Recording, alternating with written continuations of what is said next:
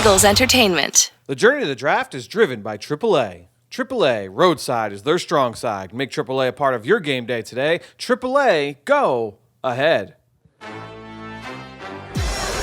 With the 21st pick in the NFL Draft, the Philadelphia Eagles select. You're listening to the Journey to the Draft podcast.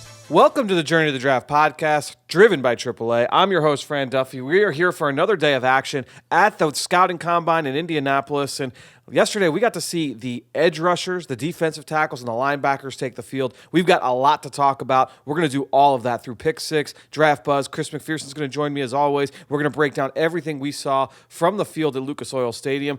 Before that, though, we're going to talk with longtime NFL executive Mike Tannenbaum, now an analyst at ESPN. And Mike shares a lot of really cool insights, not just behind the scenes, all the dealings going on here in Indianapolis, what happens this time of year in the football realm, but also some stories. We talked to him about when he was with the Miami Dolphins in 2016, when he made some trades with the Eagles in particular to allow the Eagles to move up to acquire Carson Wentz. So we'll talk about that with Mike at the very top of the show in Mr. Relevant. I told you, Pick 6, Draft Buzz. We're going to break everything down from the Combine. We'll answer one of your questions in our draft mailbag. Before we get started, quick reminder, that survey, I'm going to say it every episode here for the next few weeks, just go on to PhiladelphiaEagles.com/journey survey. If you have a couple of minutes of downtime here over the next couple of weeks, really, really appreciate everybody that has already taken that chance and helped us out a little bit. Again, it's all content-based, trying to make this show better for you, the listener. Whether you're someone who listens to the show just in the spring or if you listen all year round, really, really, really looking forward to your feedback. I appreciate everybody that has already done that. www.PhiladelphiaEagles.com/journey survey. The link to it is also in the episode description here so right on your phone. You could just scroll right over into the episode description and click on the link. You can also find it on my Twitter page at FDuffy3. All right, let's get this show started. We'll start at the top with Mike Tannenbaum and Mr. Relevant. It's time for Mr. Relevant.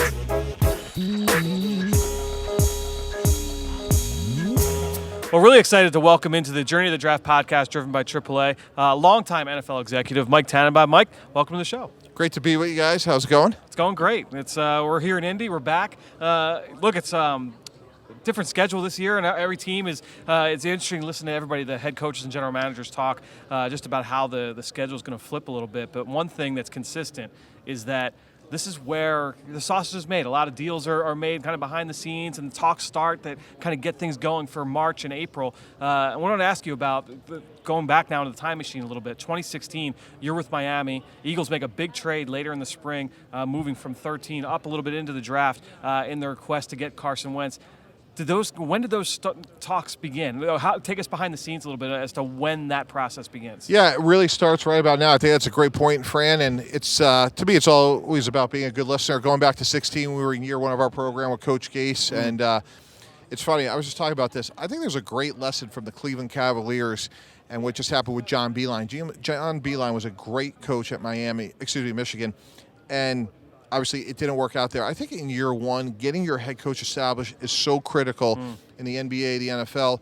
And for us in Miami, we felt like we had a good team, and we were able to acquire a couple of stars in Myron Maxwell and Kiko Alonso. And because of a really weird thing, we were actually still able to get the player we wanted, Laramie Tunsil. Sure. So It was one of those trades. I think it worked out well for both sides. We went to the playoffs in year one, and for Philly, obviously that was halfway towards moving up for Carson Wentz. So I think here it's about being a great listener. Yeah. You go back and you start trying to put the pieces of the puzzle together. And I think there was a number of trades we made during the season that started here in Indy. So how do those talks happen? I think Howie described it a couple of years ago and said that you guys had your combine suites right next to one another, and you guys were kind of in the hall talking.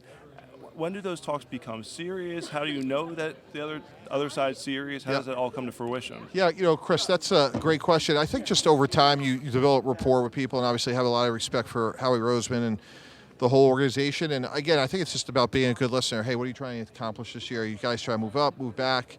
Where do you think you may have surplus? What are your needs? And I think by the end of the combine, within reason, that's probably a conversation you and your staff are having with 28 to 30 teams, and then you just try to make the best decisions for your organization. So that one was one that, obviously having a good relationship with Howie was beneficial, and it was one of those things where things lined up for both sides. I feel like a lot of fans would be shocked at how often those talks happen and don't materialize into anything, but the talks happen. Is it more prevalent than I guess people would imagine so? Yeah, I don't know what the numbers are, but 25 to 1 for every, all those conversations. But that's your job. Yeah. Like, you have to flush out all these sort of like possibilities and then execute on the ones that actually you think can help. But it's so hard, guys. I talk about this when you sign players. Like, over the course of my career, the bullseye to get a deal done got smaller and smaller. You have a salary cap, which obviously the whole world knows about, but every team has a budget. You're running a business like anybody else, and you have a owner you report to, and you have a certain amount of dollars you can spend, and then you have a myriad of the rules, and it's hard. You have agents, and they have their goals and their objectives. So between your salary cap budget, your cash budget, the agent, you try to get that bullseye. Likewise with a trade, are you acquiring a contract? Are you dumping a contract? How does that fit within the overall scheme? It's hard to get done. Mike, in your role as an analyst for ESPN now on the front office side, when you look at how I make trades all the time. It's Exactly, easy. yes. I'm 25 for 20. It's easy. When you look at the job that Howie Roseman has done, what makes him a good general manager? Well, I really admire their consistency.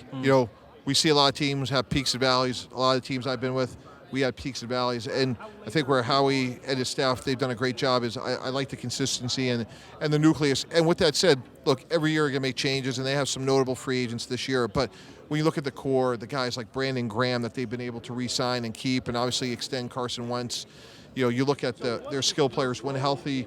I would put theirs up against everybody's, with Miles Sanders and Ertz. And, this past year, if they were all healthy between Alshon and Deshaun and Aguilar. So I think from that standpoint, the depth and the sustainability have been very impressive. You're in the NFL for a long time, and one of the things I talked with a couple of GMs today was lessons learned, like on the job, and you kind of reflect back to earlier in your career. Were there lessons that you learned along the way that that you were able to kind of pull with you as you went along? It was like, man, like this was a decision I made that 10 years ago I made it then, but I would not make it now. What are some of those lessons that you can share with us? Yeah, I don't know how long do we have on the tape. We got the headphone guy over there doesn't like the way I'm holding the mic anyway. So. Poor Peter's being So brought it's all into the discussion. self-scouting. We're trying to get better. Yeah, that's exactly right. I think it's the ability to be like, we can walk away from this and we're still going to be okay, because anytime you have a privilege of one of these jobs, I would go in that building every day knowing that there were so many people's lives that were counting on us doing a great job. It's not just my family, but it's assistants, it's the groundskeeper. And when you have the privilege of one of these jobs, everybody is relying on you to make a great decision. And I used to go into the building every single day and look to my left and right, and I'm going to give you everything I got. I am not going to let you down. Coach Ryan had a great expression, like, we're going to win or die trying. And that was always my approach. And I think sometimes that kind of bled over into like, hey, we got to get this done. Well, okay, if we don't, we got good alternatives here. Or you know what, the left guard isn't going to be ideal, but we're going to help him early in the season. We're going to slide protection. We're going to develop him. And by the sixth game, we're going to be okay. And I think one of the hardest calls to make is on opening day, we'd all want the veteran in there. They know what to do. They've been through it before. But the question of when the aging, declining veteran is surpassed by the young, ascending young player is one of the hardest decisions any team has to make. Yeah. And when does that cross-section happen? And if that's room number one, room number two is that sort of intersection going to cost you games? And you could look at the Philadelphia Eagles, Jason Peters. He is, the epitome of the old veteran, knows what to do. But at some point, they're going to have to move on from him and cut the cord. Is it going to be this year? And there's going to be growing pains, but it's probably going to be worth it in the long term. So how important in those instances that the personnel side and the coaching side are on the same page? Because obviously the coaching side is, we want the guys who we think are going to win today, and you guys are like, well, we got to do what's best over the long haul. Yeah, that's a great point. And going back, what does Howie Roseman do well? Last year they traded up over Houston to get Andre Dillard. Very good pass protecting left tackle, a little bit undersized, really good feet, more of a prototypical left tackle in today's football. That move presumably was made to say, hey, at some point Jason Peters is going to have to graduate. So they dealt with that a year ago, and I don't know if other teams do that as effectively as Philadelphia, and they deserve a lot of credit for that. The compensatory pick discussion is always interesting to have, and I think it's changed, obviously, with now the ability to trade those picks. What has that done for I guess, that strategy behind getting those picks and using them? Yeah, it just gives you more flexibility Yeah. to say like, hey, these are other ways we can improve our team because these are picks we can move at the appropriate time. And it's really interesting when you talk about those because some teams do a great job, and Baltimore's famous for acquiring tons and tons of compensatory picks. I'm probably a little bit more in the middle of that because sometimes I want the player. Like I know that this player is going to help. And when you study like what a 3rd round pick or a 4th round pick over 10 years, what they actually play, you're like, you know what? It's reasonable. Let's take the player. It's nice to have the 4th round pick on paper, but at the end of the day, like there's about a 50% chance they're going to contribute. What's the process of finding out, say you have player X that you really want to target, let's say middle of the 1st round. What's the process of finding out how other teams are valuing such players so that you know that if you look at the Eagles' case with Andre Dillard, they had to jump in front of Houston, who needed offensive line help? Yeah, I think that's where, again, you go back to the organization, great pro department, assess teams' needs, project within reason, look at the visits and things like that. No one's ever going to bet 1,000, but it was reasonable to think that, hey, Houston was going to take an offensive lineman, and therefore if we really like Dillard, and if Dillard's up here, and the next guy is down here, let's go ahead and give up that 4th round pick because again, if we're right and our evaluation right, we're gonna go from Peters to Dillard, and now for 20 years that left tackle position solidified. We'd all raise our hand in this room to say if that's gonna cost us the 3rd round pick, we're good. Yeah, well, my last question for you is just looking around, and one of the things I love doing is just studying how teams kind of attack the team building process, free agency, and especially the draft. Some teams, clearly they go best player available. Some teams, clearly it seems like they go, hey, this is the laundry list of needs we have. This is the positions that we want to kind of address. Does it change? Do you feel like that's a identity that changes for you as you go on and your team is in different phases of your development, or is it hard and fast, like this is our identity? I think it's more like guidelines. I always say, hey, like our plan's firmly etched in pencil.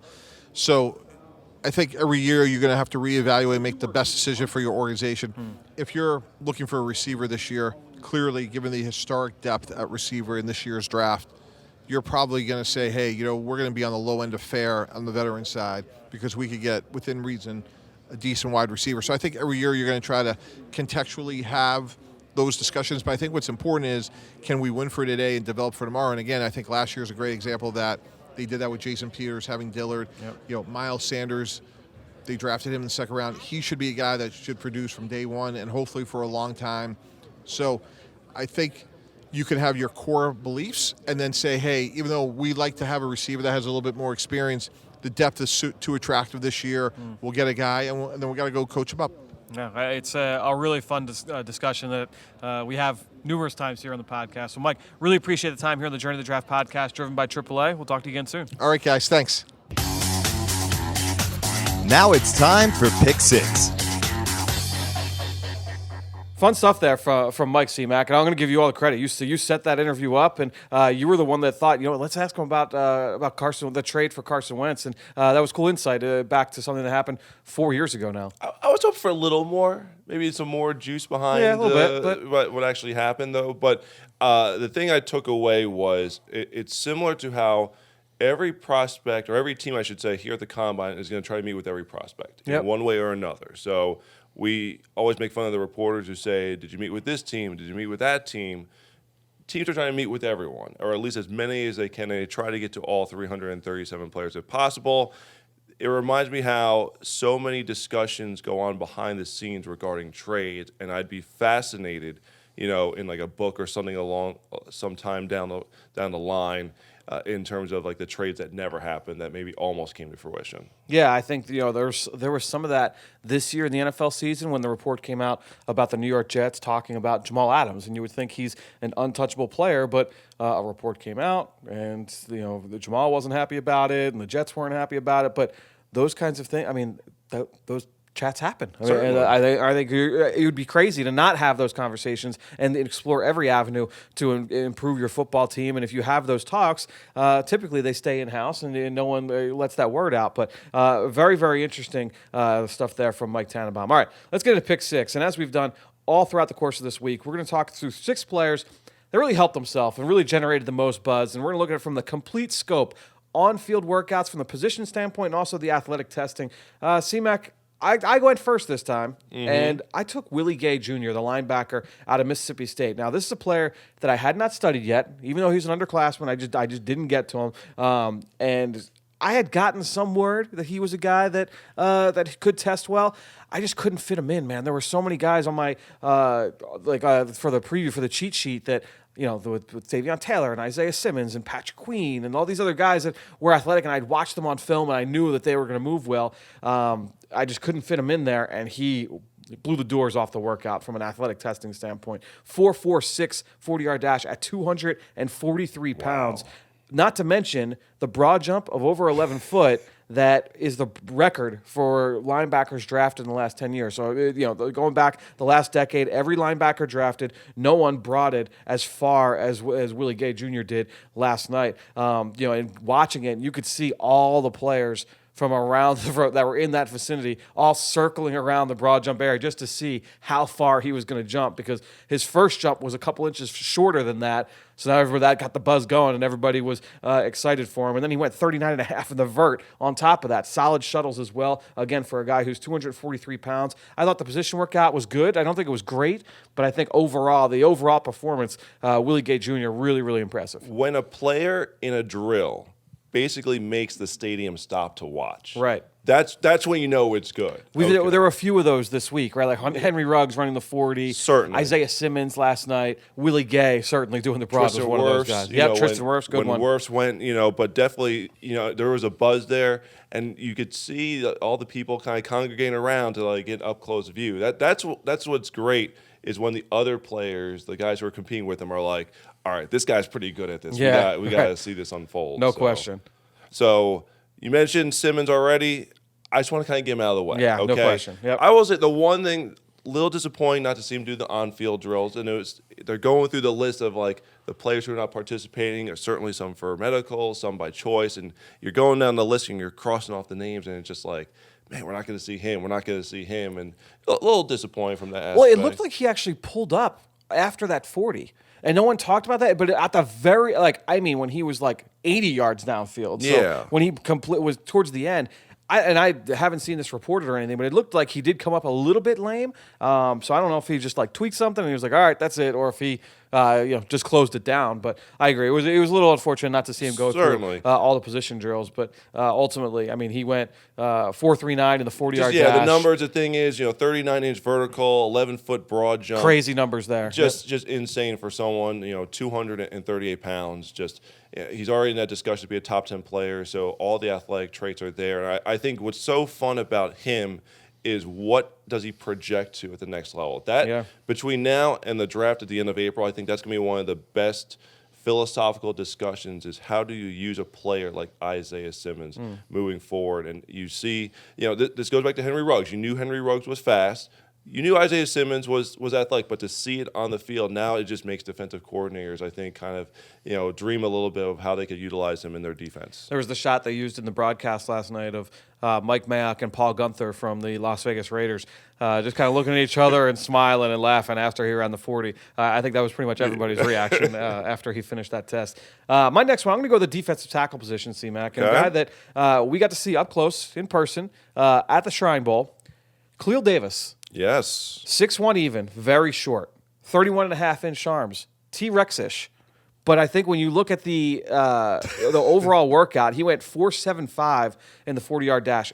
Really, really impressive number for a guy who's 308 pounds. 1.63 10-yard split. Okay, so 1.63 seconds. He was able to eclipse 10 yards in the 40. Outstanding number, especially at 308 pounds. Didn't do any of the other athletic tests, which was a little bit disappointing. Didn't do the shuttles, didn't do the jumps. But then he goes and he aced the workout. I thought he was one of the best defensive tackles in the positional workout, did a great job throughout. So I think you look at Khalil Davis, to me, one of the guys that showed a complete game. I'm going to be honest, when I watched him in Nebraska, I didn't see that level of athlete, that level of mover. I got to go back and do more because he had a good week at the Shrine Bowl, was disruptive throughout, was one of the better guys down there in one-on-ones, and then he goes to the Combine and has this performance. 1-year starter down there, only started 11 games over the course of his career. His brother, Carlos, started more than double that, but Khalil Davis, I thought, was really impressive. He gets bragging rights on his brother. Yeah. That's the big thing to come out. Twin brother. Well, by the way, Carlos. I mean, Carlos ran 4.82 at 313, and the 1.68 was outstanding as well. I don't even know. Did Carlos even do the drills? I'm not even sure that Carlos went through the position drills. But I think when you look at Khalil Davis, I didn't think he did. But Khalil Davis, I thought was outstanding across the board. So, very, very good point there. With him, when we were doing this, we're sitting down to map out the guys. It's like a draft, and I was a little nervous, okay? I was a little nervous because, there's certain guys who really stand out you want to be able to discuss. And, sure. The player who I really wanted, going back to Shrine Bowl, saw him down there. He was arguably the top edge rusher in attendance there. And he comes here, and I thought had a terrific positional workout and very, very good numbers, timing and testing out of Charlotte. Alex Highsmith. Yep. I would have taken him if you didn't take him. I was nervous. I was nervous that you were going to take him. So 4.7 in the 40, 10.5 in the broad, 3 cone of 7.32, very good, 33-inch vertical. But then let's go to the positional drills, because I thought just that alone, the positional drills alone, I thought were good enough. Yep. Violent hands in the pass rush. I thought in the run the hoop, the figure eight, one of the new drills here this year, I thought he might have had the best rep of the edge rushers in that one. He was good in the wave, showed good agility, a quick feet in the 4-back drill, just top to bottom from the timing and testing to the positional drills. I thought Alex Highsmith was very good. He was great when we saw him in Tampa, St. Pete.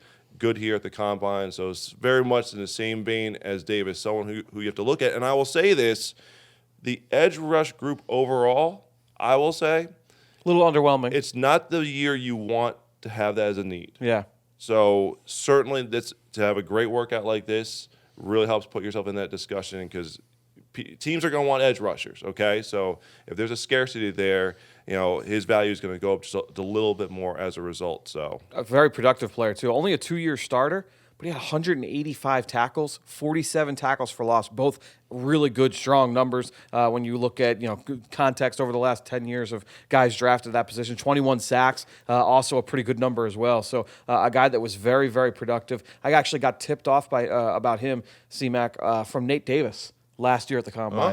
Look at that. Nate Davis told me about him last year here, as I'll keep an eye on this kid. And Highsmith has not disappointed. He's played very, very well, throughout the post-draft or the pre-draft process. So a guy that certainly helped himself. My final guy is another guy that I watched, and I thought it was solid. I wasn't blown away by him. And I know there are some, Dane Brugler, friend of the show, big fan of Wyoming linebacker Logan Wilson. Another guy, outstanding production over the course of his career with the Cowboys. This is a guy that posted a whole bunch of tackles, a whole bunch of TFLs, was really productive on the ball as well. 24 ball disruptions over the course of his career, 10 picks, 14 pass breakups. So this is a guy that can do some things for you in coverage. 4-year starter, very durable.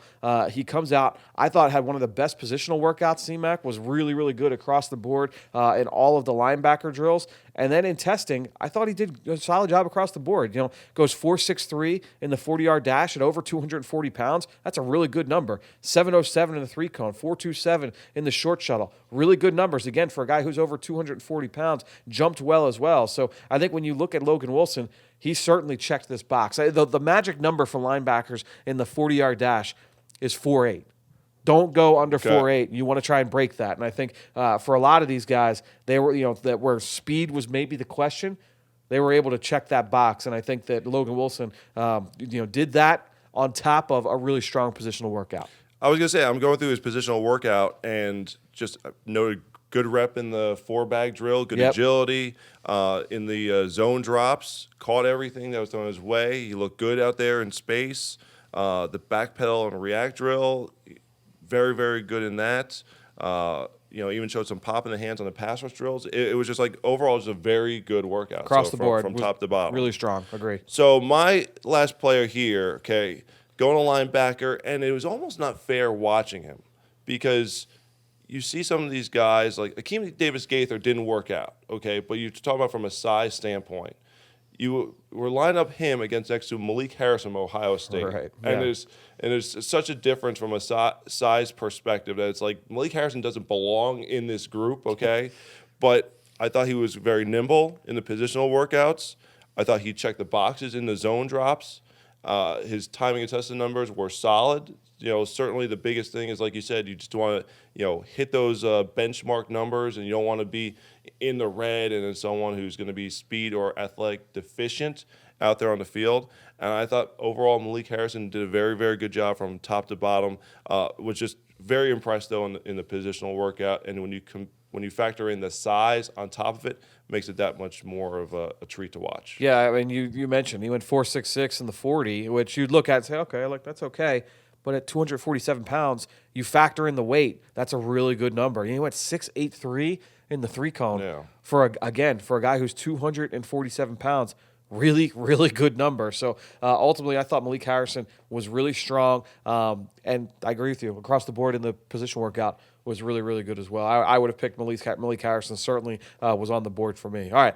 So those are the 6 guys that we thought across the board on Saturday night really kind of checked the box and generated some buzz for themselves. Now, let's get into the rest of these guys and who stood out, looked good in position drills, looked good in testing. It's time for Draft Buzz. Now it's time for Draft Buzz. All right, C-Mac, well, let's buzz through some of this stuff. And we're going to go through 3 positions. We'll go a little bit fast. It's a lot of players here to get through, but we'll start at D-tackle. Again, we'll go back to my cheat sheet and kind of reflect on some of the picks I made here. Workout Warrior, Neville Gallimore, explosive 40 was really, really good. What was he? Wowed the 40. Right? He wowed everybody there. The shuttles weren't good, and he didn't do jumps. So, in the drill that everybody was focused on, he blew that one up. The shuttles were all the other, but the question's going to be the agility and everything else that comes along with it. Because I'm going back to my notes here for the positional workout, and I thought it was very violent in the pass rush drills. Was okay in the agility drills. I think he was stupendous, but I thought he was good. So that's going to be something to watch. Off the radar, I went with Rashard Lawrence, so I didn't really match what my expectations were. Below average in the 40. The agilities weren't great. It should be noted, the agilities these guys do at the very end of the workout, and so they've already gone through everything, and that's why you're seeing a lot less guys not only run the agilities, but the agilities overall have not been very good. That's been the last thing that these guys have done over the course. After they're done all the position drills, they're done, the jumps they do early, the 40 they do early, the agilities they do at the end, and so you're seeing a lot of these guys not even do it, and some of them haven't done well at all. The schedule with the shift to moving the drills to prime time, the whole step is interesting because you start with the position drills themselves. They're still being modified up until the day of the workouts, which is really, really fascinating there. We talked on yesterday's episode about the Deuce Staley drill, how that was Deuce was called 2 weeks ago to bring that, to do that there, and even the original version of the Deuce Staley drill to what they did was slightly they changed tweaked it a little bit. Yep. So the guys aren't able to really prepare from that standpoint, so they don't know what's coming, to an extent. Which is, you want to see them in uncomfortable situations, which is fine. But it's interesting they're still trying to get that situated. And then we talked about this during the wide receiver workouts, how they come out to do the explosive testing, the broad jump, the vertical jump, and then they got to sit for a long time. Yeah, you're talking because again they come out in waves, right? It's 2 or 3 groups every night, and so while the first group is running the 40, the second group will come out and they'll do the broad jumps and they'll do the broad and the vertical, and the third group will come out, they'll stretch, they'll do the jumps, but then they have to wait for group 1 to finish and group 2 to do everything. So they're sitting on the bench, they get cold, they have to re-stretch. It's interesting to see how this whole process goes. We'll see next year if they kind of put some more changes in. But I wonder, did that contribute to Patrick Queen getting hurt last night, Kenneth Murray getting injured last night while running the 40s? It's those types of things that make you wonder. So. Yeah, no, it's certainly something to keep an eye out for moving forward. My stopwatch shocker was Jordan Elliott. Decent, I thought decent athletic workout. Nothing bad, nothing great. I thought it was a solid workout overall. Will kill the drills. I picked Marlon Davidson, the defensive tackle from Auburn. One of the guys got injured running the 40, so we didn't get to see him go through drills. But athletic testing. I talked about Khalil Davis. I mentioned Carlos Davis. Carlos Davis posted up really good numbers. Malcolm Roach, kind of a guy that no one's really talking about. Practiced with the defensive end group, we'll say, the edge guys, but he's 297 pounds. He's an interior guy. He should have been practicing with that first group. Why he wasn't, I don't know. But now that workout that he posted goes under the radar because he's being compared in all these lists to all the second group, when in reality, if he's going with that first group, he went 4.84 in the 40, He went 168 in the 10-yard split. Those are good numbers. He jumped 114 in the broad, 30 inches in the vert. Those are good numbers. It was a good workout for Malcolm Roach, a guy from Texas that I haven't gotten a chance to study, but he's been on my radar for a long, long time. It's a great point you make because I think some of it could be said for some of the linebackers, Right, who looked a little questionable, out of place in the linebacker drills. But then some of them had to do the one. Do we want to call it the run in the club or the run in club? run Yeah, in club? Yeah, I almost like run in the club. run in the club. Yeah, a little bit of a different story there. Different story, exactly. So, but they would line up to do those afterwards, and then they looked really good. And you're like, they're probably going to be most likely edge rushers in the NFL if they had worked with that group. It would have been much better. I think they have to hone in on kind of differentiating DL and LB because I get why the guys want to be seen as linebackers, but get the edge guys all together. Get the interior guys all together. Let's see. They try and break that up with the groups, but overall, if the guy is listed at LB, you can't put him with the DL. So, I think they got to kind of split those guys up. We'll see if they're able to do that moving forward. Justin Matabike, Texas A&M, didn't do the jumps of the short shuttle, but really strong 40, strong 10-yard split, strong 3-cone. Those are the three that everybody kind of looks at. And I thought that Matabike checked the box in all of them. And I don't want to jump ahead too far, but I thought he had a really good positional workout as well. He was one of the guys that stood out to me. I believe I gave him an A after the position work, and I thought Matabike had a really strong afternoon down over across the street at the stadium. I thought he did a really good job. James Lynch, the kid from Baylor. We haven't talked much about him. No. Really productive player over the course of his career. Try-hard guy. Has some quickness to him. Finesse player. Uses his hands well. Not super powerful, but a guy I thought had a pretty good workout overall. And then last guy I wanted to bring up from an athletic testing standpoint was Robert Windsor. That's a good one. Yeah, I thought he was pretty good across the board. 3-cone, shuttles, across the board above average. And I think for a guy that was questionable athleticism, does he have that quickness? Does he have that ability to penetrate and make plays? I thought he checked that box on Friday night or Saturday night. Going back to your cheat sheet with wide receiver. You mentioned your workout warrior was going to be KJ Hamler, or was going to be KJ Hamler, right. But he pulled out. Yep.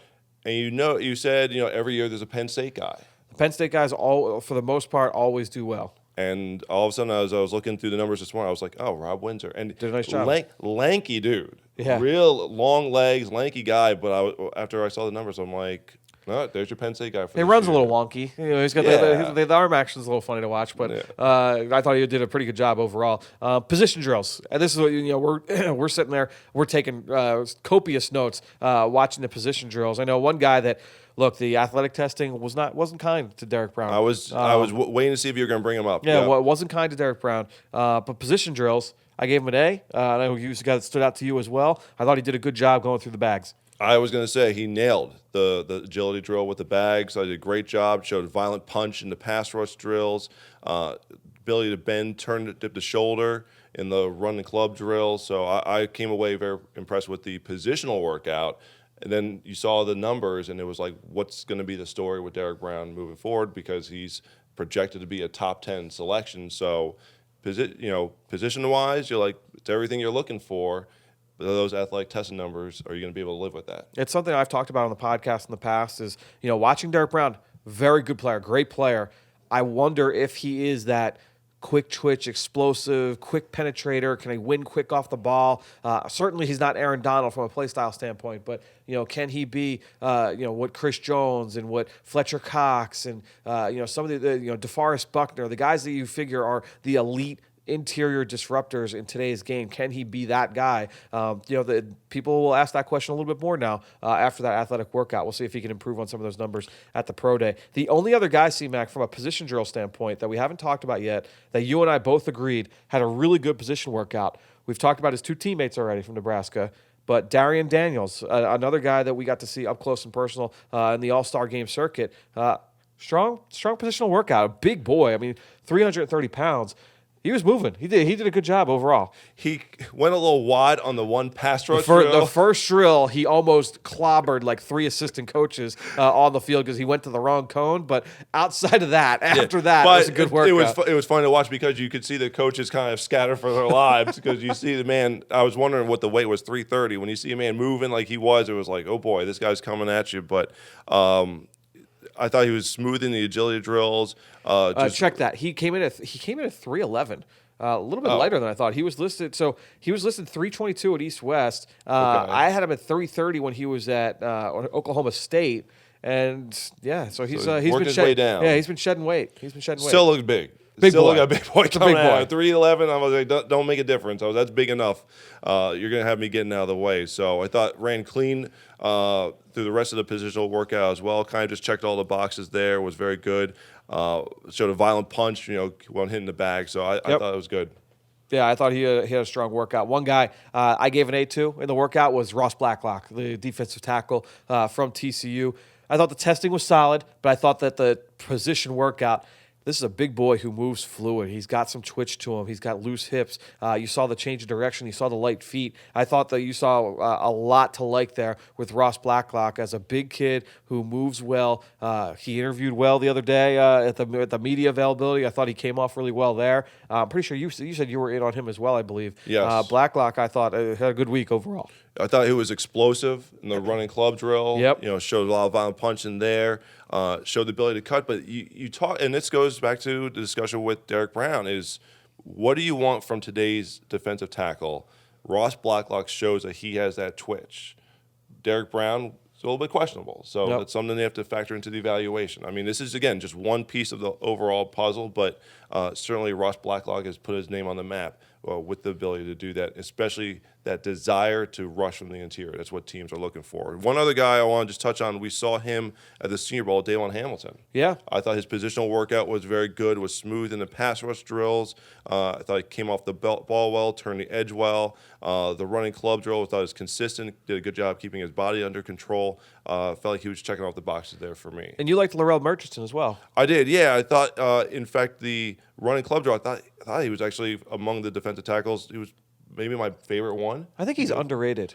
Thought it was fluid in another new drill, the figure 8 drill, where they have two hoops and they got a loop around them. I thought he was very fluid in that as well. So I don't think the timing and testing numbers were spectacular for him, but the positional workout I thought was good. He brought it 118, which is a great number. Okay. And the other stuff was solid, above average, some below average. But this is a guy who was a fullback and defensive end in high school. Made the transition to defensive tackle once he got to NC State, and a big kid who's got an athletic background. I think I'm a little bit higher on Murchison than most people are, and I was glad to see him have a solid workout. My last guy was Neville Gallimore. I thought he had a really good positional workout as well. We talked about him from the athletic standpoint, but this is a guy that just from a movement standpoint, if you're just studying his movement, I think he sets himself apart, man. He's got really light feet. Again, the loose hips, the change of direction. Everything just looks easy with Neville Gallimore, and he's got that multi-sport background, all the different things he did growing up. He played soccer, he played basketball, he did all these things, and you can kind of see some of those tools, some of those traits shine through when he's asked to kind of move out there on the football field. He is Canadian. Are you holding that against him? No. Okay. Never. They're great people up there. So I want to make sure that so it factors into the evaluation. So they make great maple syrup. They've got a lot going for them up there. No, he's a really cool kid too. I spent a good amount of time with him down in Mobile. I got him one-on-one in Mobile for like 10, 12 minutes, and I came away really liking him. So no, I'm excited for him and what he was able to do on the turf. All right, let's make the transition now to the second group, the edge rushers. And my workout warrior was Caleb Von Chasen. It was announced very briefly, very soon before the workout, that he was not going to work out, which was disappointing. My off the radar, Alex Highsmith. So check that box. Yes. I'll take the W there. Stopwatch shocker was Yatur Gross-Matos, which it was announced that he had an injury earlier this week, but that he would be kind of a game time decision for what he was asked to do. And he didn't do much from a testing standpoint, so kind of missed the boat on that one. And then did positional drills though? He did the positional drills, Yes. but the stopwatch in terms of the athletic testing, yes. Didn't do anything there. And then Will Kill the drills. I picked Bradley and I thought he was okay going through the positional drills, not to the level that you would want to see, and certainly not to get that award from me. But no, he was my pick there. From an athletic testing standpoint, I thought there were guys that were okay. I thought Alton Robinson did a pretty good job across the board. This is a guy who's known for his flexibility in that first step, so you expected that. Here's two guys, okay? Casey Toole from Stanford, who we saw at the Shrine Bowl, outside linebacker in a 3-4. great jumps, good shuttles, went 4.62 in the 40-yard dash for a guy that's probably like a Sam backer, outside linebacker in a 3-4. I thought he checked that box, and I thought he had a good positional workout as well. So Casey Toole, I know he worked out with the LB group, but I group with the edges. I thought that he did a good job overall. And then Carter Coughlin, same kind of idea. He went 4.57, great number in the 40-yard dash. Great jumps as well, 126 in the broad, 36 in the vert. He got an A for me in his linebacker workout. This is a guy that I think overall, if you're looking, okay, Sam linebacker, playing off the edge, doing some different things for you in coverage and, getting after the quarterback. He's really good on stunts and twists in that Minnesota defense. I think Carter Coughlin certainly helped himself on Saturday night. So those would be two guys to me from an athletic testing standpoint that really stood out. Position drills, there were a couple guys that you and I crossed over on. One we've already talked about, and Alex Highsmith. I thought both of us really liked what he did from a positional workout standpoint. I want to ask you about Yetur Gross-Matos because he was the other guy that you and I both gave A's to. So going back to my notes here on Gross-Matos here, I thought he was very good in the agility drills. I thought he was solid in the pass rush drills. It was just across the board. It was just very good. Thought showed some decent movement. They asked him to do zone drops. You weren't really as focused on these for some of the guys who are going to be playing defensive end, but I thought he showed pretty good movement there. Had a nice punch in the running club drill there. So I thought overall was solid. He's a very fluid mover, very easy to watch from that standpoint. So I thought from top to bottom he was good in the positional drills. So after this, we had some differences in opinion on who were the guys that stood out most. So I'll let you go first. I know the one name that you brought up at the very top was Jonathan Garvin, the defensive end from Miami. Excited to get your thoughts on him because this was a junior, one-year starter, I believe, for the Hurricanes who came in. And I thought that the athletic testing was solid, but give us your thoughts on what he did in position drills. I thought he had showed nice change of direction in the agility drills, the bag drill. I thought he was good. I thought he was one of the better players in the running club drill. I thought he was good in the figure eight, being able to turn the hoop. Also, taking into consideration some of the zone drops, he looked pretty good in space. I thought he showed he can move. I noted he's a bit of a long strider, but thought he could definitely move there. I thought from overall, I thought it just was very, very consistent and just very, very fluid in the drills. Yeah, he was a guy that I was interested to see work out. Another guy that I was very interested to see work out was Jonathan Grenard from Florida, his state mate here from in Indianapolis. Give us your thoughts on what you saw from Jonathan Grenard, who was a one-year starter this year for Florida, began his career at Louisville, broke his wrist going into his junior year, was going to be a captain that year, so missed all of that season. They had a change in coaching staff. He decided to transfer, followed his former defensive coordinator to Florida, the team that he grew up rooting for when he was in Jacksonville. Great story. Became a captain in his 1 year of Florida. Yep. Okay, so made the quick transition there. I thought going back, we saw him at the Senior Bowl. Yep. I thought he was solid at the Senior Bowl. Here, I thought he was good with his body control. He was impressive, I thought, in the pass rush drills. Yeah. I thought he was fluid in the figure eight. This is something that I brought up to you a little bit when we were watching the workouts. When you start to have your likes and dislikes throughout the course of the draft process. You have the guys who you start wanting to bang the table for and all that. Does it ever cloud your evaluation when watching a drill? I'm not saying this happened with Grenard per se, but this was coming up in my mind where if you like a guy, is it like, all right, is it because I like that guy, since I like this player, I thought it was a good rep, or is it, I don't like this guy, so I'm just going to kind of discount it? It's obviously, we're human, so it's tough to completely ignore that, but I do try and keep an open mind, good or bad, when watching these guys from especially because for some of them, it's the first time I've seen them up close, period. I go through it when we're down at the Senior Bowl, and at the Shrine Bowl as well, is you have your guys that you like and you don't like, but you want to almost like wipe the slate clean a little bit, and you're going to have preconceived notions, right? We've talked a lot today about guys, man, I didn't expect this guy to test like he did. I didn't see that kind of movement on tape, and he comes out and he proved me wrong. And there were other guys where I expected good movement, and I didn't get it. So, I think you have to kind of keep that slate open, but it's not going to be something that's going to completely change my scope on these guys. I don't want to completely overreact to some of the stuff I saw here, but no, you definitely. I try and keep that slate clean whenever going into studying these guys up close in person. So another guy. This is a personal favorite of You're mine. going to take a flex on this All one. right. Take a flex. I'm just going to clear the throw here. Derek Tuska, okay? North Dakota State. First saw him up close at the Shrine Bowl in Tampa, St. Pete. He was one of like 12 guys going down there that I did not study, so I knew nothing about him going in. Just caught my attention. Flashed, high motor, tenacious, off the edge. Obviously comes from that winning program. Well, it comes down here. Let's just go through the timing and testing drills. 4.79 in the 40, solid. 33.5 inch in the vertical. 10 feet in the broad jump. The best three-cone time among the defensive linemen at 6.87 seconds. Okay, so timing and testing, that was very good. Let's get to the positional drills. He could pop out his hand, showed violence there. Thought it was very bendy in the figure 8 drill, showed good acceleration coming out of the turn. And I thought he was well controlled when they were trying to test to see how well you can control your body out there. So I thought top to bottom, I thought just alone on the positional drills was very impressed, was pleased to see the progress they've made since the Shrine Bowl. And then you go back and you look at the timing and testing numbers. And, you know, this is going to be someone who's probably going to be like a solid, I think a very solid mid-round pick for a team. Yeah, you were on this guy early, and he has certainly checked a lot of boxes along the way across the process. Two guys I wanted to bring up. Raekwon Davis, defensive line from Alabama, worked with the defensive end group, if you want to call it that group, that second group of defensive linemen. I thought he had a good workout. I thought the positional workout was very good, and especially when you take into account, obviously, his size. He looks a lot different than a lot of the guys he was running with. But Raekwon Davis, I thought, had a really solid workout. It's the lack of production is going to come into play. I thought the athletic testing was okay. It wasn't great when you're looking at the defensive tackles. But overall, I thought Raekwon Davis had a good positional workout.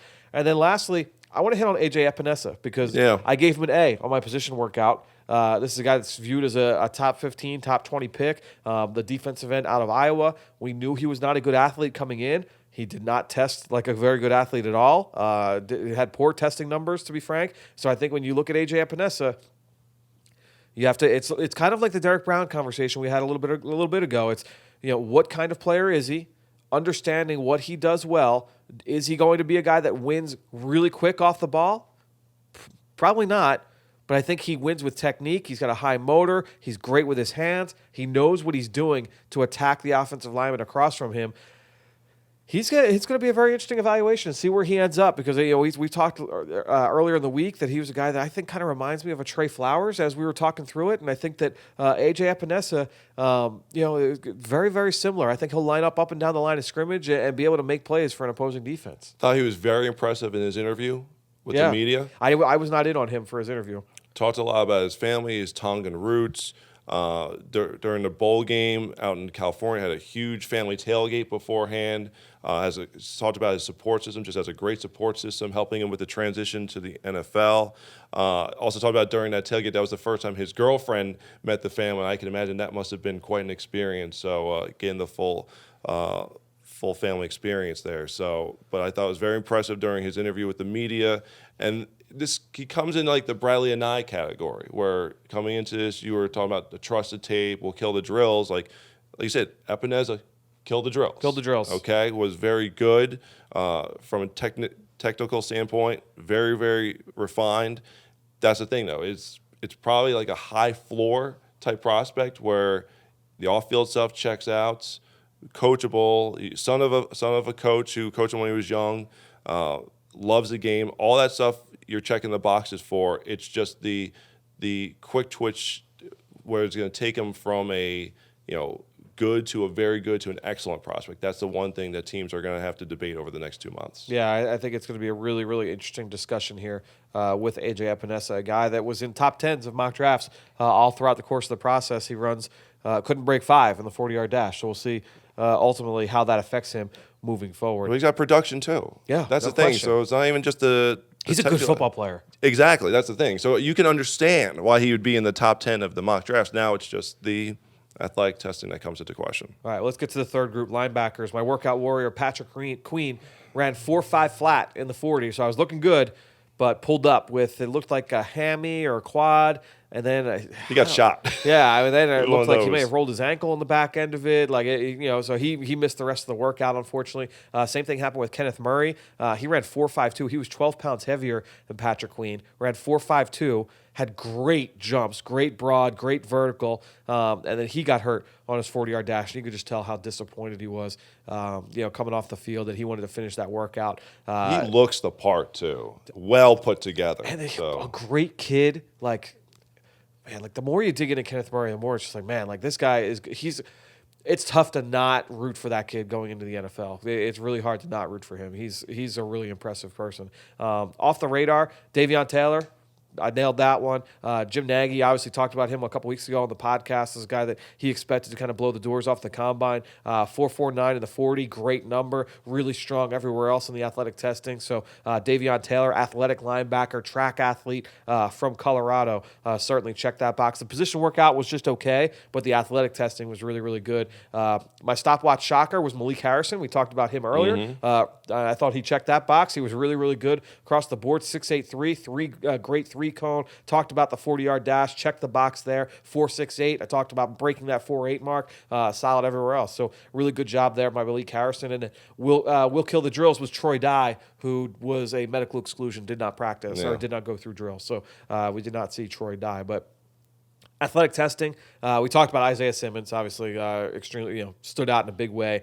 You mentioned Sean Bradley, the linebacker from Temple. 4.51 in the 40-yard dash. I didn't see that kind of speed on film from Sean Bradley, so that was impressive. And then he was solid everywhere else across the board. So good overall workout from Sean Bradley. It was funny because he's running his 40, and it's like, I looked at Fran. I was like, looks like going fast. Is he known for his speed? And you're like, nah, you didn't really see that on tape as much. And then the time comes up, you're like, oh, all right. So maybe he's got a little bit of tools there. But then you go back to the workout as well, and I thought just checked all the boxes. It was explosive in the agility drills. The 4-back shuffle looked really good there, and just pretty much it's good top to bottom. Just overall, a very good positional workout, and then certainly the timing and testing number is going to help his case here. So my last one for the athletic testing was Dante Olson, the linebacker from Montana, who had just below an A, where he was just on the outside looking in. He made some outstanding catches in the coverage drills in the position workout. But that's the one that where the people are like, you could hear on the microphones like why am I not getting those balls? Oh, how come I can't get those balls? I'm going to jump up and go get it. Yeah. But Dante also made some great catches, made great grabs throughout the course of the workout. He did not crack 4.8, so he's going to want to rerun that 40-yard dash because that was a question about him. But great jumps, solid shuttles, and a good positional workout. Overall, I thought Dante Olson had a good day. A very productive player from Montana. Certainly a guy to keep an eye on moving forward. So that wrapped up who I thought stood out in athletic testing. Let's go to the position drills. And at linebacker, to me, I'll tell you what, I didn't watch Joe Bacci. And I was who is Joe Bacci? Yeah, I didn't watch Joe Bacci, and I kind of knew what the book was supposed to be on him. Oh, he's slow. He's not going to be able to play in coverage. He's stiff. He had a solid across the board athletic workout. Checked the box there. Broke 4.8. Went to the 4.6s. Position drills, fluid, loose, easy. Everything was really, really good. Yeah. I thought he did a really good job in position drills for the linebackers. And the other thing is, he's the first person to go in each drill. So he's really setting the tone. So you're like, okay, you see how he does it. Okay, how's that going to compare? And you're like, it was holding up every single time. Yep. I thought you talked about the agility. I thought the back pedal or reaction drill looked very good. He caught deep interception when they were practicing the zone drops. You look comfortable in that aspect of it. So he was one of those guys, as you're going through the workout, it's like, okay, this goes back to your point about keeping an open mind. You're not expecting him to be one of the top testers here because he's not one of the named players per se here in Indianapolis. But you come out of here saying, Joe Bacci had a really good workout. Khaleke Hudson, I thought had a really good workout from Michigan. Undersized player. Some thought he would maybe be safety. He could kind of bounce back and forth between both spots, but I thought he looked really good in everything that he was asked to do. Michael Walker, oversized linebacker, completely different body type, but moved pretty well. I thought he was really fluid, getting through the bags and drills as well. So the kid from Fresno State, I thought had an overall really good workout. I know one guy you wanted to talk about, C-Mac, was Michael Divinity, the linebacker from LSU. Yeah, I'm going to lead into it. There's going to be some off-field legal questions. He was suspended by LSU. Okay, so there's going to be something in there that the teams are going to have to dig into. But thought just very good in the agility drills and the pass rush drills. Made a nice over-the-shoulder grab when they were practicing the zone drops. Looked comfortable in space there. Footwork was very fluid. So I thought he had one of the best position workouts of the linebackers in my estimation. I think you're going to look back now and say, okay, the character is going to be something that teams are going to have to make sure and double check before they bring him into the building. Yeah, a couple other guys we're just going to wrap up real quick was Shaq Quarterman, 4-year starter from Miami. Yep. I thought he had a good workout. You agreed. You thought you saw some good things from Shaq Quarterman. I think the book on Quarterman, I think this comes into he was known as a run stuffer at Miami. We saw that at the Shrine Bowl. Yep. Very violent, very very aggressive, very downhill. Caught the attention of the offensive players. When you talked about the toughest guy that they went against, a lot were saying Shaq Quarterman. And it was he and it was Michael Pickney was his teammate from Miami who was also there. It's like they were just back in Miami there working together on the field. So coming into here, you're like, does he look good in space? I thought he moved well in the agility drills. It didn't look out of place in those zone drops. So I thought he performed well above expectations. I'm just coming out of this. Linebacker group's pretty good. The depth is Solid pretty group. good. It's solid. Yeah, I thought I was very pleased with the progress made by some of the players here. Well, the last name I know you wanted to bring up, and we'll wrap up the segment with this player. We'll leave it to Mr. Weaver. Mr. Evan Weaver, look, coming out of Cal, I thought very, very good when we saw him at the Senior Bowl. Just a nice lanky body, very good agility in the 4-bag shuffle. He was coming a little wide off the edge in the pass rush drill, but I thought he was checking the boxes there. Moved well, I thought, in the wave drill. Thought he, dropped one ball in the zone coverage, but just looked good in space. He actually made a nice one-handed grab to actually cap off the workout. That was a good way for him to finish there on the deep pass. So I thought overall, carried some strong momentum as one of the top linebackers there at the Senior Bowl coming here to Indianapolis, and thought he had a good position workout. All right, so that's how we felt about all these guys going through the workouts on Saturday. Let's wrap this show up. It's time for Draft Mailbag. Now it's time to hear from you, the fans, in the Draft Mailbag. All right, so as always for Draft Mailbag, just go on Apple Podcasts, Stitcher, Google Play, wherever you listen. Leave a rating, leave a comment. If you leave a question, we will answer it here on the show. We wanted to answer one here from Write Him, who left a 5-star review, longtime listener. I said, awesome job, guys, with the Mock Draft podcast. It was great to get everyone's thoughts on all the prospects. I actually forgot about linebacker Troy Dye from Oregon and how much he stood out to me this season in that Ducks defense. What did the tape tell you about his play if you studied him, and what round do you think he will get drafted? So, look, we mentioned him earlier that he did not work out due to a medical deal, so not sure how that's going to affect him and his draft placement moving forward, but you watch him. This was a guy that led the team in tackles all 4 years on campus. Was really, really productive. Did a really good job from start to finish throughout the course of his career, really as soon as he stepped into Eugene. But I think ultimately this is a guy who's a little bit undersized. He came in at 231. He played in the 230s, the 220s, so built like a long angular safety at the linebacker spot. You worry a little bit about his play strength, but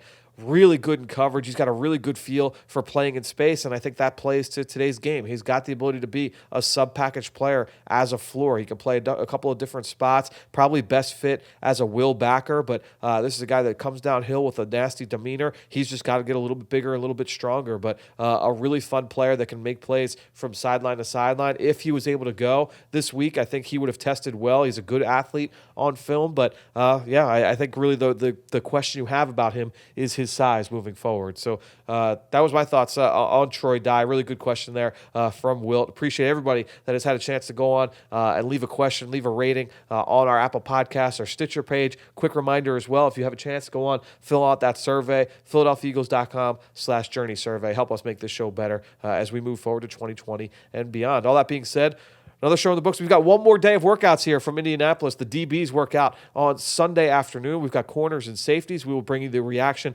to all of that action after the workout, and then we'll have our full combine recap later this week on Wednesday. Until then, we will see you tomorrow here on the Journey to the Draft podcast, driven by AAA.